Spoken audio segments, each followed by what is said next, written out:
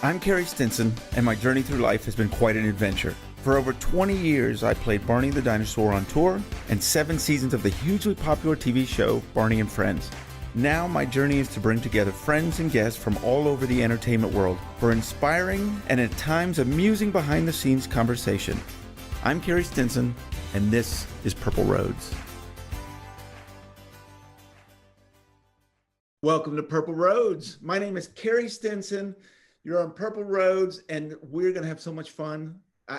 Just wait till you see who we've got here today. This is something we haven't done before. I'm so excited. We have Twinkle. Twinkle is a bilingual artist for families, children artists. Just wait. So much fun. Twinkle, how are you? I'm doing so good. Thank you for having me.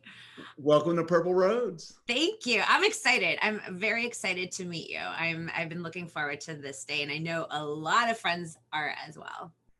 Well, I've been checking out what you're doing. I love what you're doing. This is so much fun. And, you know, they call you the Lady Gaga of children's music. This is so cool. You know, that's like a pretty big thing. I love Lady Gaga. So I wouldn't say, I mean, like, for me, I'm like, oh, wow. Okay. Thank you. Like, cause that's kind of a huge thing to say, but I think maybe it's just, I'm bold like her. I'm a pop singer like her. So I can see the comparisons, and I dress kind of crazy, not in a meat outfit, but kind of crazy. Yeah, but I think also it's because of the acceptance, right? Yeah. We're really opening this up to everyone. And for kids, this is so important because at that time where they're fragile and they don't know their place in the world, and we have issues, you know, especially with online stuff of bullying and things of that, letting them know that they're accepted and it's important to be who they are. And then also adding the aspect of being bilingual. Yeah. Is so important. It's who you are. It's who I am. I'm a first generation American. So my mom is from Lima, Peru. My dad's Romanian. And so for me, our household was so many different cultures and so many different kinds of music. Music was really big in our family. My dad was a former trumpet player. Okay. So music was always a staple at the house, but in both English and Spanish. So that's kind of carried with me. Spanish was my first language. My mom insisted that we speak Spanish at home. My grandparents, also from Lima, Peru, and my uncle, we all lived together. So I had to speak Spanish because my grandparents and my uncle didn't speak a word of English. So I would teach them English, and we would also speak in Spanish. But that, you know, I love that the traditions stayed, and it's how important they are, and the fact that you're now pushing them. We were talking right before we started here, and I love this though, that you also say, you know, you're a girl from the Valley, and so you've I'm from the Valley going into the bilingual aspect. It's so funny. Like my friend was I was just talking to my friend about this yesterday. So I'm from Los Angeles, California. I'm not the San Fernando Valley. So if you live in California, there's the San Fernando Valley, which, you know, the Valley, like the whole Valley Girl thing became really popular years ago. Like, you know, like, oh my God, you know, like that whole thing.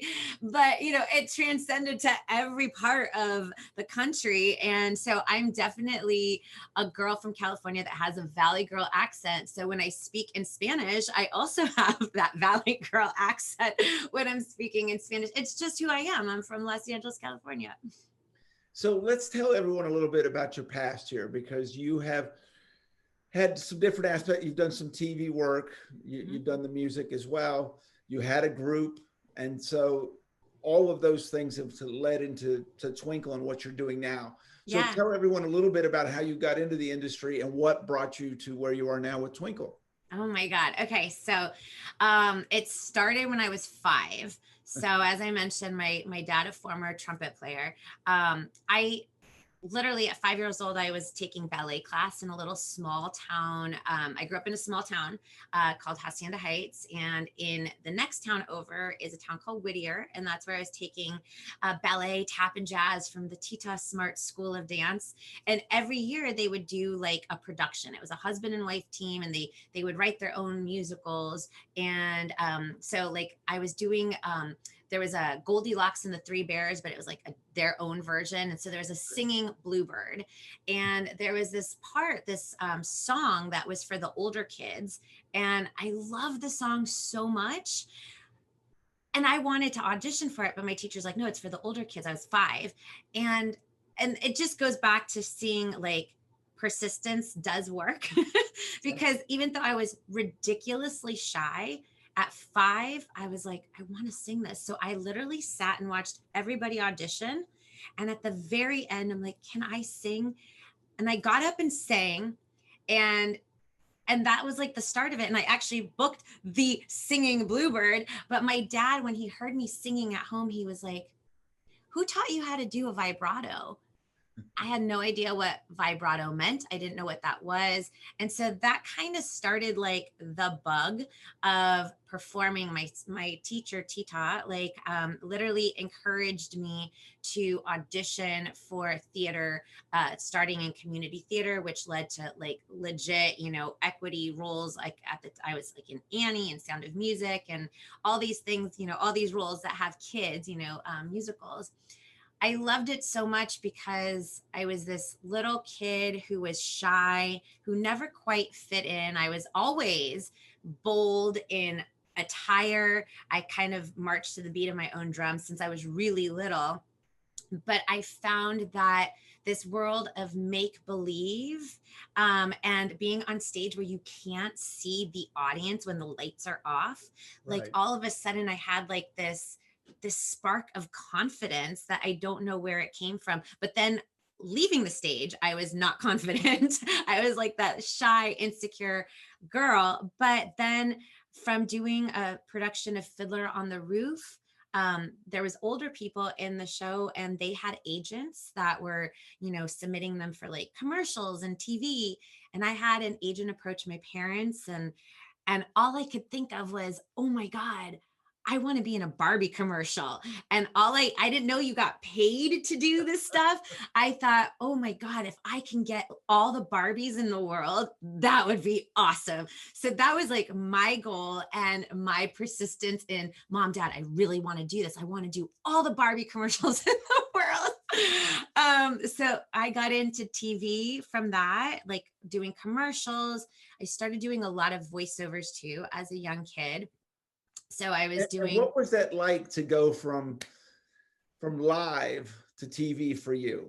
I've experienced it, and it is a whole different ball game. What was it like for you?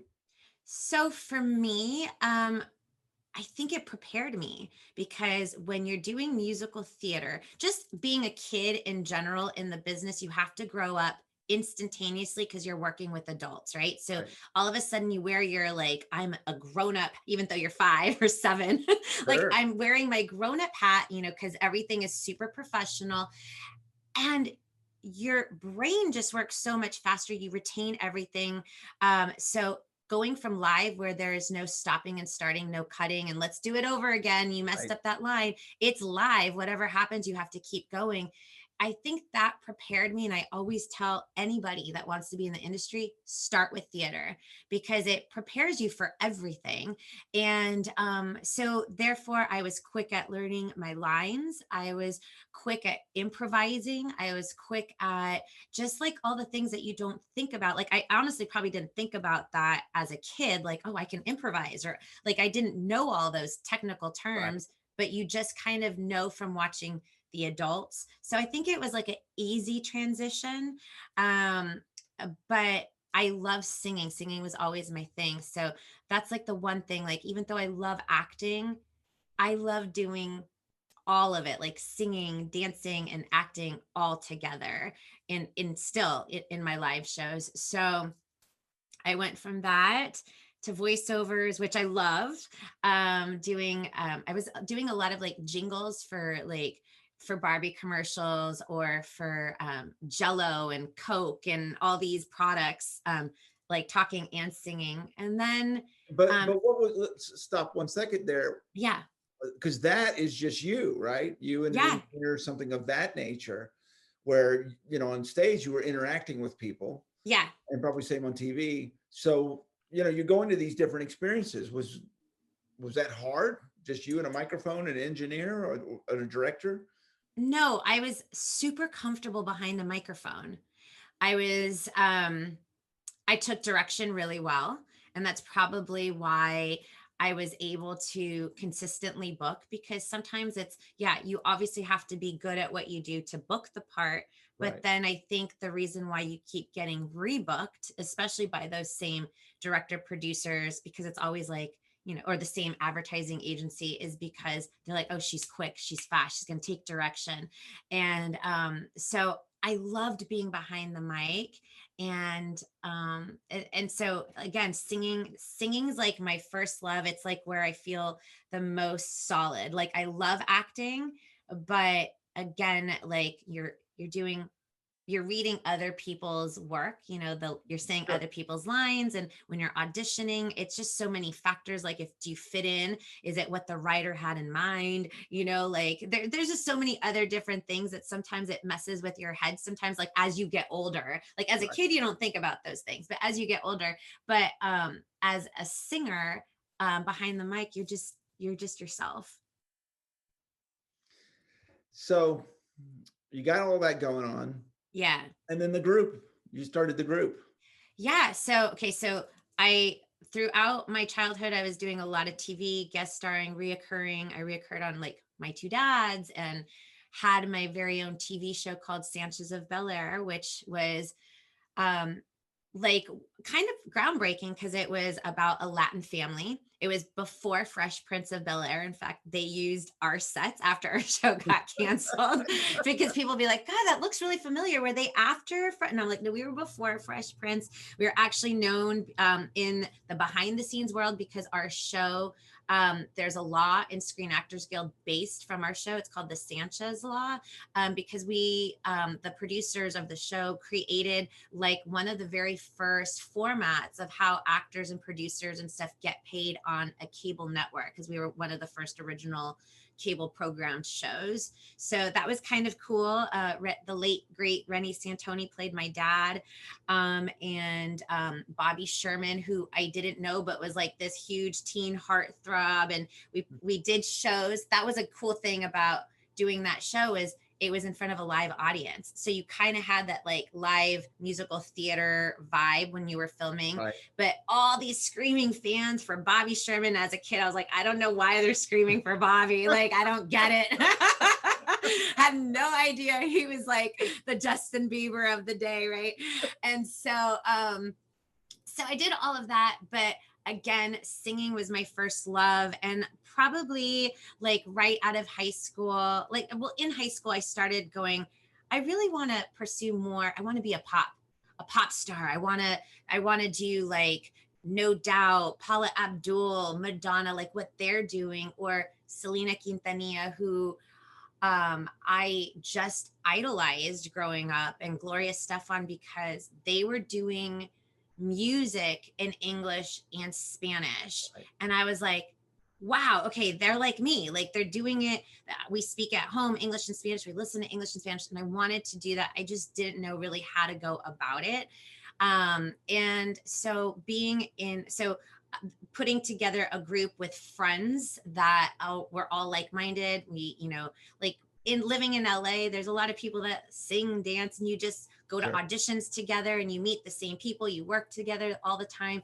And so that's kind of how we formed.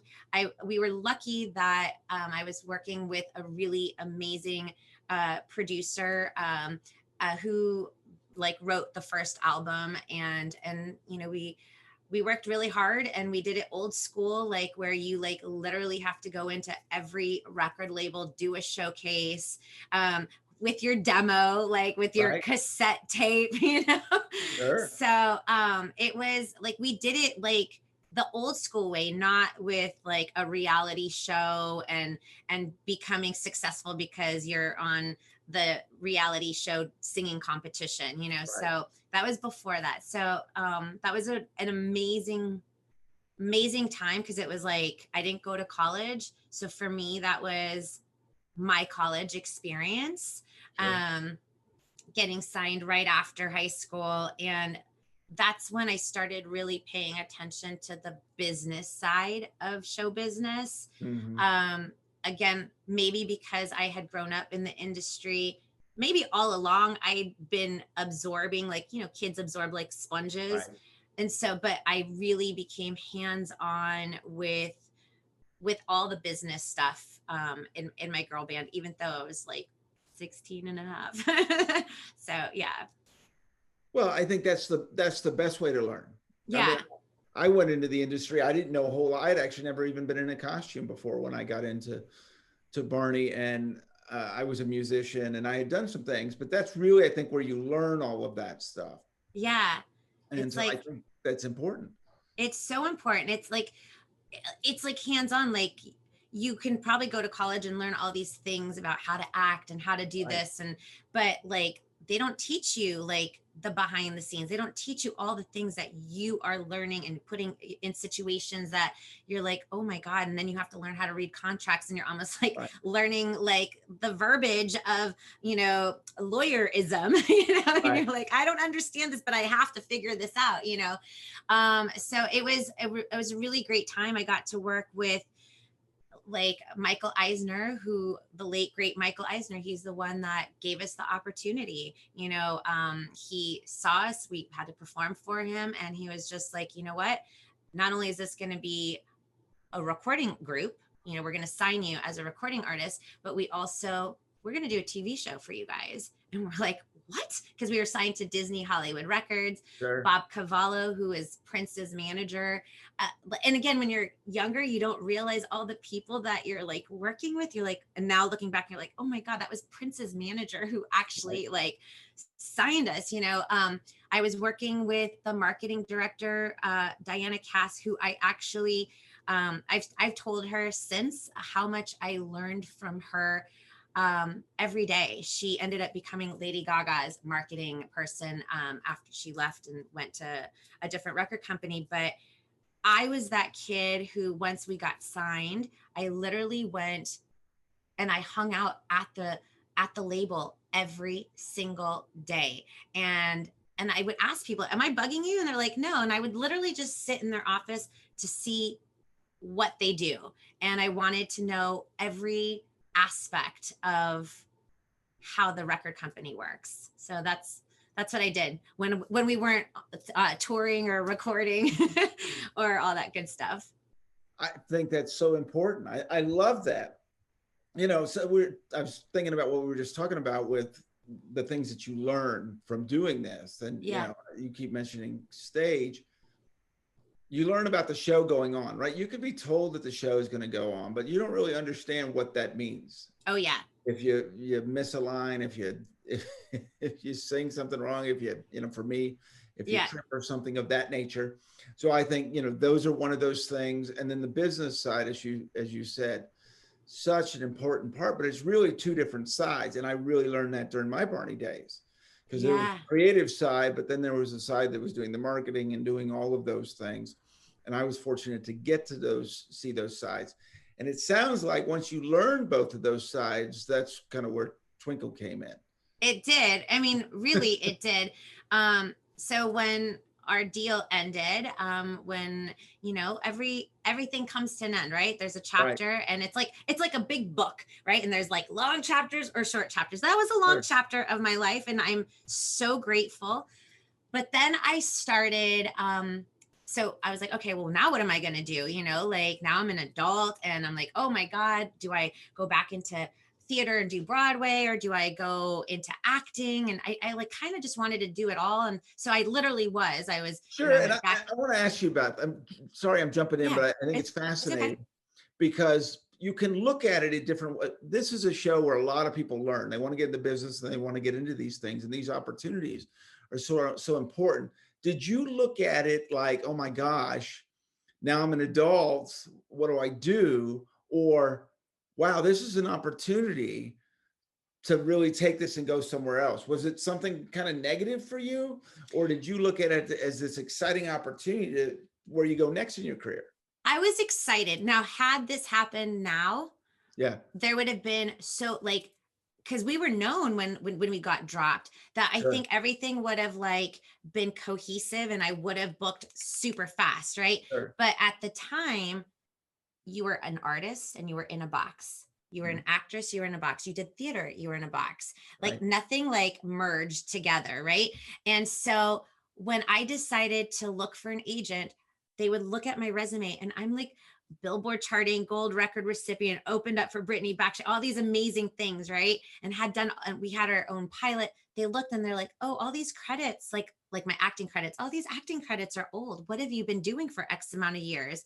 And Right. when you tried to explain, they didn't go, oh, wow, we can use that as a marketing to get you in. They didn't think that way. Sure. So then instantaneously, I was like, oh my gosh, this is going to be a lot harder than I thought. So it was, and the thing is because I'm Peruvian American, they would be like, oh, you speak Spanish. Well, what are you? Like nobody knew how to place me. So, because I wasn't Latin looking enough for the Hispanic roles and I wasn't Caucasian enough for the Caucasian roles. So nobody knew what to do with me. And so therefore in my gut, I was like, I have to still pursue my singing because as a singer and as an artist, you're expressing yourself and you could be whatever it is that you want to be and Sure. how you would choose to express yourself.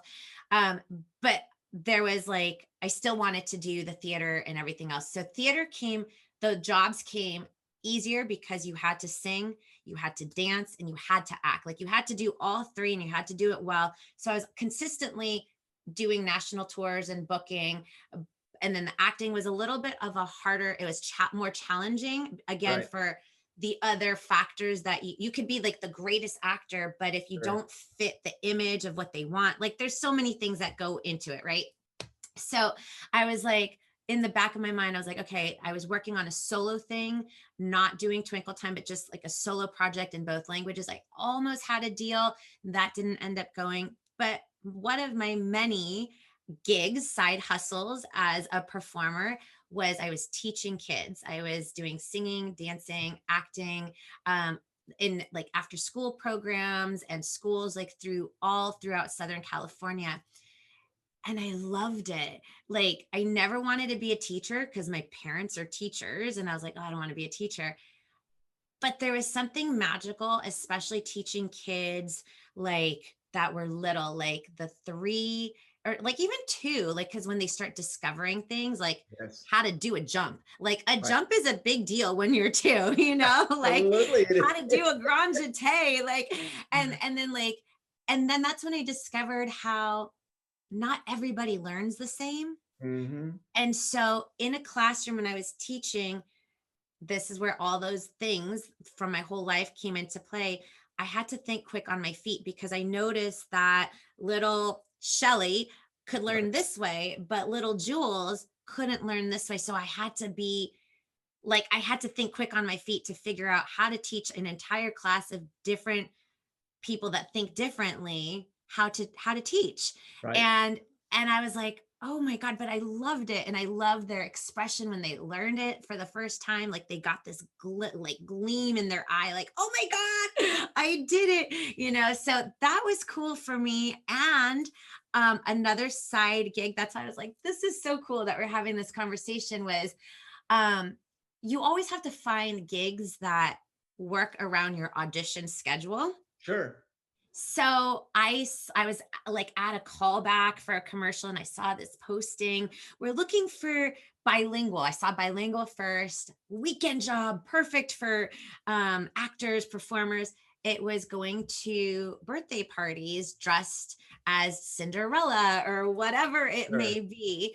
And I was like, oh, if I could do that and audition, I'm going to do. So I started doing so many things that involved children and I loved it. I thought it was magical. You're bringing like a sense of wonderment and joy, and I was like, "Oh gosh, I really want to do this." Right. So this whole persona thing literally came to me in a dream one day. And it was kind of one of those weird outer body experiences. And then one day, like, I always took acting class on Monday. My teacher couldn't teach this one particular Monday because she booked a job.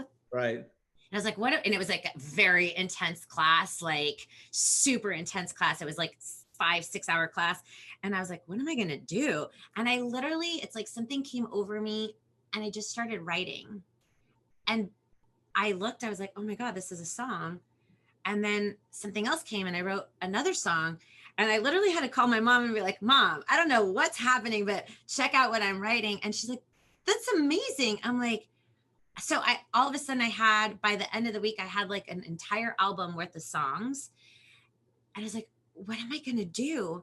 And that's when this whole thing started. And I was like, originally I wanted to do a musical called Twinkle Time, like a musical theater for kids. Mm-hmm. And so I recorded the songs and then I decided to put it up on its feet with the help of my talented friends. And I put it up in a tiny little theater in North Hollywood and prayed that people would buy tickets to come and watch this show. Right. And they did. And we did 2 shows. It was a very tiny theater. It was like a less than 99 seat theater. Sure. But I got footage and then I was like, now what? Now what am I going to do? And then I literally just started cold calling people and pitching myself. And then people clearly at the time, then I realized, oh, the theater show is not, I don't have the funding or the budgets to do a theater show. So then I started evolving it into just an artist with the whole look and feel of like a real deal concert. Yeah. And so what did you, there's so much there. So much there. And I tried to do cliff notes. No, I love it. But there is, because, that's what Barney did. The same thing. Barney was pitched all over the place and turned down a lot, it's a big purple dinosaur and all of that. So I totally get all of that because we did it as well. And I mean, I was doing Barney was showing up at people's houses. I love that. With 10 kids. Yeah. And it wasn't on TV yet. No one knew it was outside of Dallas, Fort Worth. And it just kept going. Yeah. Where, everyone in the world knows what that purple dinosaur is. So it takes that to get there. But we also did, and this is where I'm interested in, Barney, if you've ever seen the early days, was almost blue. And the character and everything changed a lot, right? Yeah. So you found what became so popular. So did you do that with Twinkle?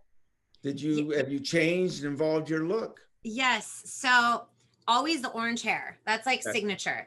Right. So when I first started, I created the looks for not just myself, but every single band member. Okay. I think Technicolor, I'm a very visual person. Sure. So I created all the looks and then coming from Disney, I was very aware of, you don't show too much skin. You don't do that. Like, cause even though you want to be a pop artist, you're like, there's like, Disney taught me a lot.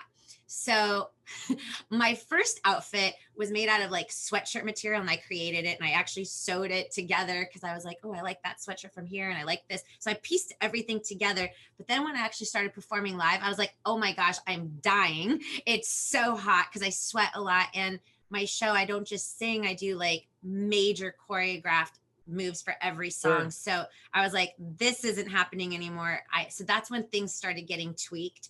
And then as the brand kept growing, like as a touring act, then when it started hitting summer, I was like, oh, my long hair isn't going to work when it's somewhere like Texas where it's 105 with 100% humidity.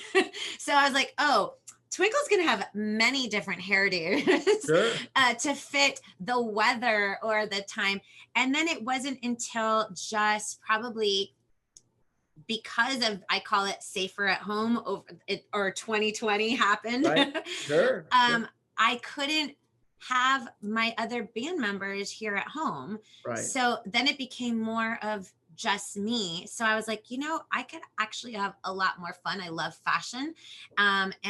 And over the years, I've noticed that my crowd isn't just the itty bitties. Right. It is, I have a lot of tweens, teens, Sure. Comic Con people, a huge following in the LGBTQ following, that I was like, oh, I could have a lot more fun. And so in the last year and a half, I've like gotten more like who I am naturally, just with like as a fashionista. So Right. I've been doing a little bit more of that in the last, year and a half. Well, first of all, in the heat you're talking about, Oh, I have performed I can't imagine. Can't even imagine. Monterey, Mexico, Oh. outside, 100 something degrees. Yeah. 100 degrees with Barney's Big Surprise. Oh God.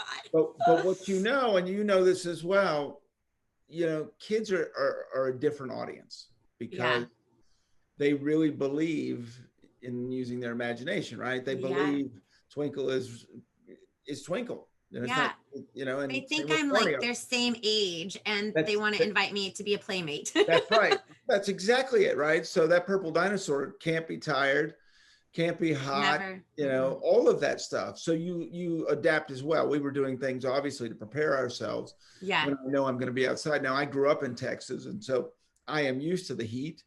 And I have performed outside in Texas many times, but you prepare yourself and you make those adjustments, as you're saying, because you know that's going to go on. Yeah. And I think what you're talking about, I love this about the orange hair and all of that, and the different communities that you're reaching out to, because those are communities that are bold. And I think sometimes in those communities, they want to throw it out there, but maybe they're a little scared to. Yeah. And you're showing them it's okay to do that. Yeah. And that's actually my latest single. It's called It's Okay to Be Me. And I've seen it. I've seen the video, and there is no question you are out there throwing it out there, which I love. Yeah. I feel like, I appreciate all artists and everything that they do, because it does take courage. Yes. A lot of courage to put yourself out there as an artist, especially when you're doing your own music. When you're an actor, you're portraying a different role. Somebody wrote those lines, but when you're an artist, it takes courage. So I applaud everybody that does it. But I am different in my genre because it's pop, it's hip hop, it's rock, all like rolled into one. It's bilingual. I'm doing it English and Spanish. I'm taking chances that other people won't. And have I been accepted at all times? No, I'm still having to, break barriers, and show people, because the kids, that's the funny thing. It's the suit and tie, or what you call the gatekeepers. They're the ones that are like, I don't know if this is going to work. Does it work? They're almost like afraid, but it's kids instantaneously are like, this is so cool. And if the executives or the gatekeepers could actually just put themselves back as a kid, then they'd be, oh, this is like a no-brainer. So I've had a lot of challenges being an artist in the family space, but it's my followers and the audience that have been the most accepting. And that's where it all matters. So but we all go through that. Yeah. We all go through that. We've seen it on this show a lot with other artists that have struggled, and they just kept going. Yeah. And I think that's the key Never to all give this. up. Barney got turned down so many times. It was just, it's ridiculous. And, I tell the stories when we showed up, we did a JCPenney mall tour, and all of a sudden there's 50,000 people to meet Barney in Washington, D.C. Wow, awesome. That's what it takes to get people's attention. Right. Yeah. So it's not about talking. It's about doing, it's about it happening. Yeah, exactly. And, selling out concert tours and all the things that Barney did, just, the suits, jaws were dropped. They're like, what in the world is happening here? Right. The suits a lot of time just don't have that imagination part, right? That's why They you have don't. to have both the business and the other, because they don't see that part of it. Yeah, because they're only seeing the numbers, like, oh, is They're this going to going, sell? Is this going to work? But right, they're not the creatives, right. right? So it's nice to meet executives or gatekeepers that have both. I think that's Sure. always, Well, always sure. And nice. they have a responsibility. This is not talking down in any way. They have a responsibility. There's a lot of money involved in these things and putting Yeah. productions together, but it takes that other side, and it really takes the keep going. Yes. That, if you get told no, okay, I'll just go a different direction. You're not going to You stop have to, me. exactly. You have to find a different, my mom always is like, you're going to get a million doors slammed, but just find a different way of getting there and then figuring out a way to get in. I was like, Sure. and so, and that's what I've always done, like, again, there's so many things that have happened in my professional career, since I was 5 that I could have easily given up. Right. But I'm not. I'm a fighter, and in Spanish it's la luchadora. They call me la luchadora. You just get back up and dust yourself off and just keep going and keep trucking, and that's what I've been doing. And it's just, you have to love it, because this industry is so hard, like it's just Yeah. crazy. So you really truly have to love what you do. And I truly love working with kids and making music and content, for kids of all ages. Well, let's get into that some more about the kid part, because Yeah. that's something obviously, and most of everyone that's been on Purple Roads didn't start in the kids market. So you're in Mm. kind of the same boat, and I was the same. I was looking for a job, so I jumped in that costume initially looking for a job. But be very honest about it. And I had probably been doing it, I don't know, about 6 months when I got asked to go do a children's hospital and to go Mm. visit kids. And I still, when I walked into that day, I mean, obviously I thought about the kids, but it was really a job.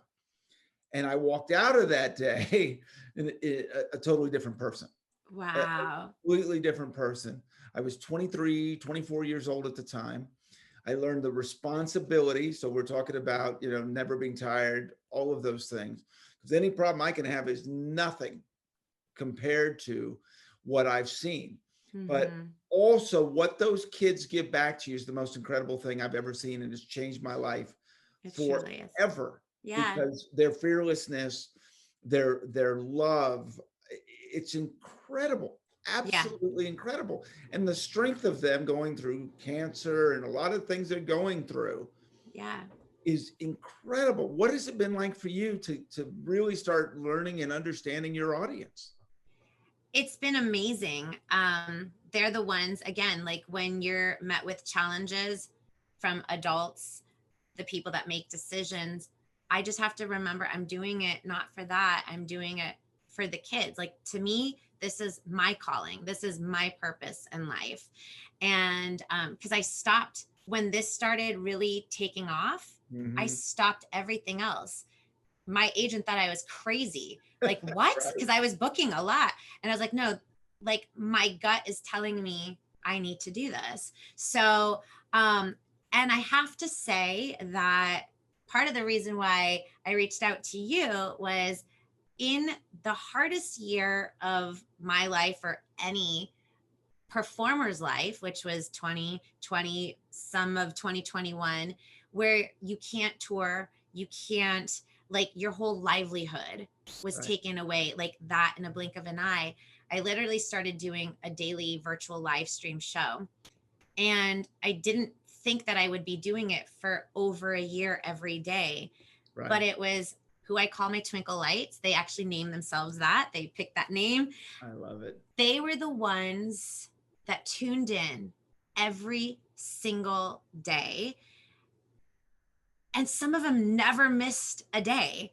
And in the hardest time where you have so many emotions, and like I literally cried for like 5 days straight, when everything, because I lost like over 275 gigs, like days of Right. performing or Sure. more, that they're the ones that I would wake up every day. I'm like, no, they're expecting me at 2 o'clock. So I got to figure out what I'm doing today. Like, who am I bringing on? What am I talking about today? And I wouldn't like I didn't ever have anything planned, but at least like if I had a guest or something, that was sort of planned, but Sure. everything else was like on the fly, rolling with the punches. And it was because of them. I tell them all the time, you guys saved my life. Like they brought something to me that I will never be able to explain. And I am so grateful for them. So like they like literally have a piece of my heart. So yeah. I love that. I love that. Well, we got to talk about the Latin aspect of this. Yes. I know so much from my Barney years. I talk about Monterrey, Mexico. I spent a lot of time in Mexico City. I went down to Panama. I was telling you right beforehand about Miami and all the Cuban fans. Yes. They are unbelievable. The passion of Latin fans. We would go down to Mexico City and sell out their biggest theater, and it was just unbelievable. We were lip syncing, obviously, so I had to learn that, which is a lot faster than English. So that was a challenge. There's many more syllables in Spanish than there are in English. There absolutely is. The more that I learned that. And, you know, I was telling you this before, and I've told this before, that we took the Mexico Spanish show to Miami. That didn't work out too great because there's different dialects, obviously, what they did in Cuba. And I've been to Puerto Rico, which is, oh my gosh, the passion down there is absolutely incredible. Let's talk about those Latin fans, because they are unbelievable. They're just amazing. They really are. They're what I've known about the Latin community because I, you know, like whether it was in my girl band days, Nobody's Angel, or me just pursuing my own solo thing, and now Twinkle Time, is when they decide to follow you and be a part of your life and vice versa, they will be a dedicated follower. It's very different from American followers, where it's like, oh, you're the cool thing right now, but in a year from now, I'm on to something else. It's very different in the Latin culture. Like when they follow you, they will follow you for life. And the Latin community has been the most accepting and, you know, like including me, like in opening their doors, whether it's from, you know, TV things, opportunities, or just shows in general. It's just been amazing. And for me, it was always a dream, like going back to the fact that Selena and Gloria Estefan were my idols. I always wanted to do something in both markets. And my dream was always to do an entire album in Spanish for Twinkle Time, because I do my shows in English and Spanish. If I look out into the audience and it's primarily Spanish speaking, then I do, you know, a whole Spanish speaking singing show. But I'd never had an album that was just in Spanish. It was just like bilingual phrases, or maybe one song was done. So actually, you're the first person I'm actually telling. So my new album I love having a Purple Roads exclusive. This is an exclusive. My new album, which I decided, because I'm like, nobody buys physical hard copy. Everything is streaming, right? Sure. But I'm like, so why do two releases? Why can't I just do like a dual immersion album? So that's what I'm doing. It's coming out September 24th. And it's called A Mí Me Gusta Ser Yo. It's okay to be me. And it's 7 songs in English, the same 7 in Spanish, but all in one. So it's like a twofer. And I'm so proud of it, because it's like, finally, like I set my mind, I was like, I want to do something in Spanish. But now it's like the best of both worlds, which is kind of like how I grew up. I always say I'm like mitad, because I'm Peruvian American. So I'm two, like, and so that's kind of like the album. That's going to be awesome. Yeah. Well, I saw the video, because you're doing that with the video as well. Yes. So that's, you know, a couple of my singles that I released over the last couple months those songs will also be on that album. And for me, it's like, no, when I film, I'm going to not just film in English. I'm going to also film in Spanish as well for my Spanish Latin community that follow me and have been so dedicated and so kind over so many years. So yeah, I'm so excited. And writing in Spanish, like you were saying, like, everything is so much faster. Like if Yeah. my mom was in the room, you'd be like, slow down, mom. Like she speaks so fast. But the thing is, it's like, even me as a writer translating, there's so like one word could have like 7 syllables and the English word only has 2 syllables. So you're like, oh, you can't, like, people think, oh, it must be easy. You just translate it word for word. I'm like, no, that's not how it works. Like Right. sometimes you have to rewrite the entire song with the same meaning, but it just has to rhythmically fit the melody. Sure. So yeah, that's a challenge too. Oh, absolutely. No, absolutely. It was amazing. I told you I did a live show in Mexico City, and I don't speak any Spanish. I know a few words, and so they gave me key words to listen for, and I went out on live national all across Mexico listening for these words. They're like, I hadn't heard that word yet. Yeah. Amor, obviously love, and this and this Yes. and that. And it's amazing though, with that being said, because we had a Barney voice that was doing it all in Spanish. Of course, I didn't understand either. But it's amazing how those single words got across the whole thing. Oh yeah. When to hug, when to love. It's really amazing, but it's universal. It is like I say that in my album. So I have a song called Love, and that one word is the most universal word in the entire world. Everybody knows love, amor. Everybody knows that. So and and that's also why I love doing music so much, because I feel like music unites people. Sure. And so of all walks of life, all humankind, you don't have to know the language, but you can feel the emotion that the artist is singing, or maybe it's the vibe, but music is so unifying. And I think that's why I've always been drawn to music. Absolutely. Well, and that word has changed. And I've talked a little bit about this, but let's talk more about this. Sure. When I would tell people, Barney was all about love. Everyone knows that, hugging and I love you, I love you, I love you. Not everyone was comfortable with that back in the 90s. You tell an adult you love them, well, wait, it's an uncomfortable. And we're much more accepting of that now, which I love, that you can do that and people understand that you can tell people you love them. And it doesn't mean anything more that I have a strong feeling for you, and I'm rooting for you, and I respect you, and I love you. So talk about that, being able to use that these days, because the I Love You song means so much more today. It was so popular then, but the kids got it 100%. Oh, kids always get it. Say I love you, right? Yeah. But for a 40-year-old to tell a 40-year-old they love them, now it's uncomfortable.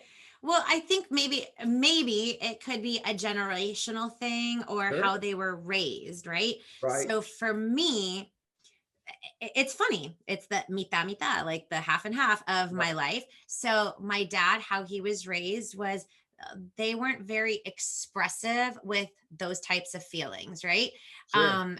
But I always knew my dad loved me because of his actions. Right. But for him to say those words, I didn't hear it as frequently as the Latin side of my family, because we're huggy, we're kissy. Like, you don't just kiss the cheek once, you do, twice, know? So it's like, it's a very, so like, imagine those. So for me, I grew up that way. So I had the Latin side of my family where it's, ay, cariñosamente, abrazo fuerte, besito, besito, like that was a thing. And then my dad's like the more guarded. So for me, I grew up being like, oh, hi. And I was always like huggy. And so I didn't have a problem with expressing love for my friends. Like, I really care about you. You mean a lot to me. Like, because of my mom's side, like my grandparents, oh my God, they like showered us with love, like my Peruvian grandparents. Sure. But I could see how that could be, maybe it's a generational thing, or again, probably like how people were raised at home. But I Well, think, and I think artists like you are pushing it also, which really helps. yeah, It yeah. really is important that you're pushing that message out there. Yeah, no, for me, it's super important to do everything, like you as a person, to always do things with kindness, with love. And also I think the thing for me, the most important thing for me, and I hope that's a message that I'm able to like put out into the world, which I think I'm doing, is to be accepting of all humankind.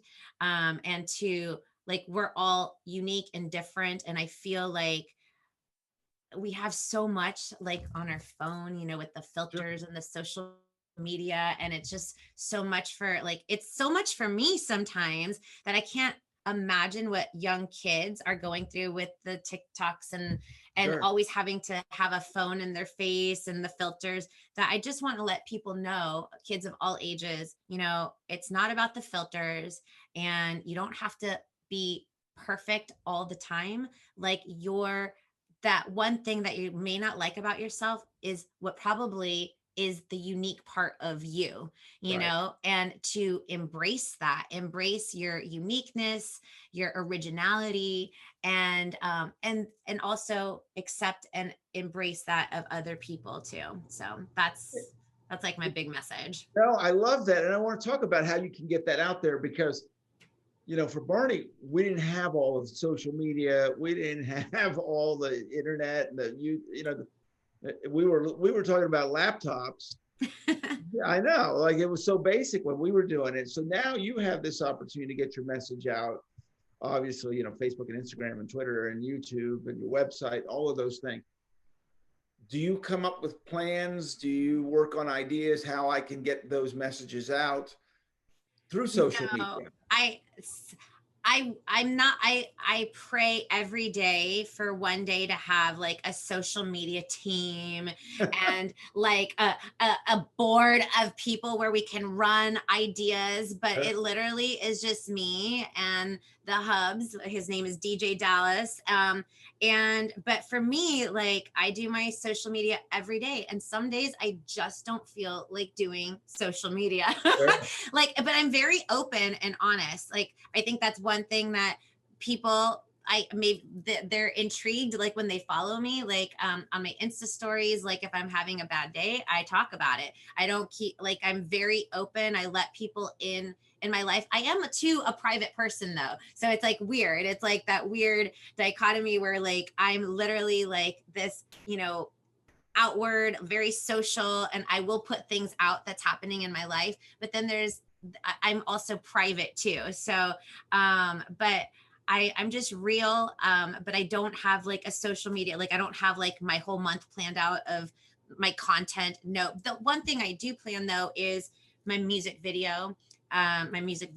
Like I'm the one that has the concept, the visual concept of what I want it to look like. And then I reach out to my friends that like are a cinematographer or a choreographer, and I'm like, okay, this is what I have in mind, this is what I want. And they know me so well because we've been friends for such a long time that they understand how my brain works, and then together we can like put it out for the world to see. But I don't, yeah, I pray for that. I pray for the day where I have a team that can help me like do it on a daily basis. But right now it's just me that does the social media, the creating the content. And it's a lot of work because besides doing that, you're the artist, you're booking the shows, it's a lot of work. So what's next for Twinkle? Oh my God. Okay. So We obviously know about the album. The album's coming out. Exclusive. More music videos. My dream is to have my own TV show. Okay. That's my dream. And I know how I want that to be. So now again, like you guys pitched it many a times. I too have pitched it many times, have almost had deals. And then for Sure. whatever reason, it's the industry, it doesn't go the way it's supposed to be. So I think I'm at the point where I'm like, you know what? I'm going to do it myself. I'm going to produce it myself. I'm going to film it, create it, do it all, and then get distribution somewhere, somehow.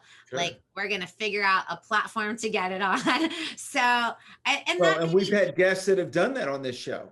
see, We and absolutely have guests that have done that on this show. So and it's I very think like possible. 10 years ago, 15 years ago, that wasn't possible. Like, you had to go through those particular channels. Yeah. But nowadays, you can do it yourself, and just pray that you get a good distributor that can spend the money on the marketing, Right. to get it to the masses. Because that's in reality, like, what you really want is Sure. the dollars to get it to the masses. Right. But so that's, and I have so many other, like, you know, I'd love to have like a book series and all this other stuff. But like, for me, because it's just me, that I have to concentrate on one little thing at a time. So otherwise I spread myself too thin. Oh, of course. Of course. And are you going to be getting yourself back out doing concerts? Yes. So we started, thank goodness, knock on wood. I was in Colorado, and yeah, I know, right? I was in Colorado and Montana doing like county and state fairs. Sure. I'm going to be touring up north in a couple weeks. I'm here in California, so up north California. Yeah. So touring is slowly Right. coming back. I know that a lot of performing arts centers that I perform, they're like, I think we're going to move forward in 22, which sounds so weird, but in reality, it's not that far away, because of, you know, the kids and the vaccinations, and Right. they don't bust the kids in for assembly. So there's all these factors, right? So Sure. for like the adult world of music, things are moving much faster, but Right. for our genre, it's moving slightly slower. But at least, I mean, the first day I got to perform, I'll never forget the day after the whole shutdown, was June 5th, 2021. And the emotions, not just from me and my band, but from the audience, like the whole audience was in tears when I was singing, because it was like, some of them had babies that were now like barely 2, like enjoying it live in person, and they hadn't seen their kid hear music live because their whole existence was at home. And it was so many emotions. It was the most beautiful memory, and I was so excited. Like, that's when you know that you just love performing, when you just can't put it into words. It was just magical. Oh, I have had that bug a long time. I know exactly. Yeah, right? Like, exactly what you're talking about. Yes, it was beautiful. So yeah, so definitely lots of tours coming up. And hopefully it'll get back into the swing of things, because I love being on the road. I'm like, being at home is great, Sure. but I love living out of my suitcase. I know most people don't, but I truly do. I did it for 5 years, over 1,000 performances. I know exactly what you're talking about. You better work. I love it. I love it. That's it. Well, it's just been a pleasure having you on the show. Same. This is awesome. Is there any way I could get you to sing a little bit? Oh my God, yes. Just Okay, so I'm gonna put you on the spot. That's okay. I'll just do it a cappella style. Perfect. And can we do a little English and a little Spanish? Sure. Okay, so of course I'm gonna have to do "It's Okay to Be Me." So I didn't even warm up this morning, but that's okay. Here we go. That's what a performer does. You just get put on the spot and you jump in. I get it. It's all good. Everybody's different. That's what makes us so unique. No two people look the same. It gives us a mystique. I'm a little short. That's fine by me. When a shiny penny's staring at me, I'll be the first to see. So it's okay. Don't be afraid.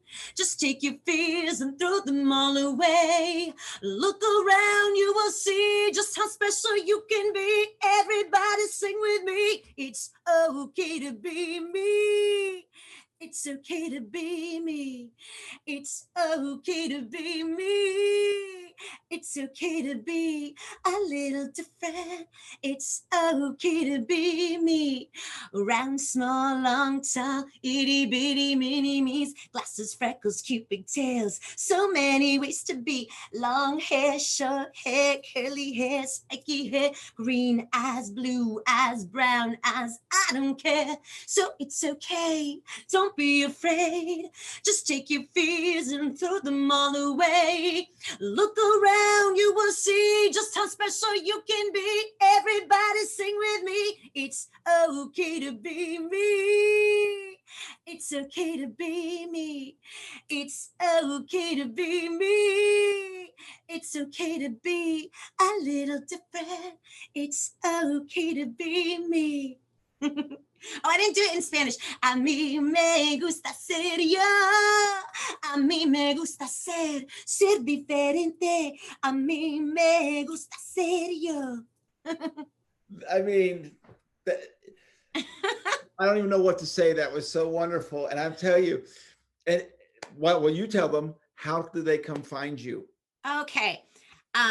Always look for the orange hair, and remember Twinkle Time. So Spotify Twinkle Time, Facebook, Twitter is Twinkle Time. Now on Instagram, which is my favorite platform, it's Twinkle Time and Friends.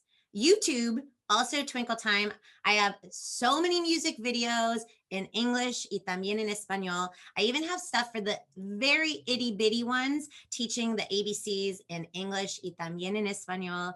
And my website, it's twinkletimeofficial.com, or also twinkletimeandfriends.com. And don't forget, September 24th, A Mí Me Gusta Ser Yo, It's Okay to Be Me, my new album. Well, and we're not going to let them forget, because we as well are going to put it all over social media, and all of those that you just mentioned will also be in the notes of, because we're on YouTube, and will also be, the podcast will be out everywhere. So we're going to help you, get you out, because everyone needs to hear that message.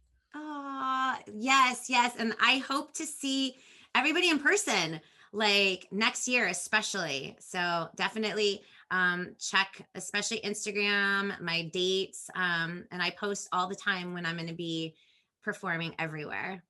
Absolutely. And we'll stay in touch too, because if you come to Texas, then I want to come see you. I have to. We have to.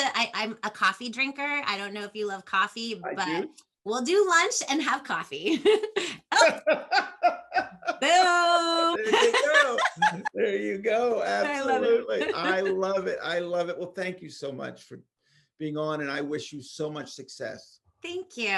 It's been an honor and a pleasure to meet you. And I know a lot of people that are watching are going to be so excited. In fact, we have to do a picture, like maybe, or I guess we could screenshot, but can we just take a picture? Like, so I could post when this goes up. Here, hold on. Let me see. Should we just screenshot it? Here we go. Ready? Yes.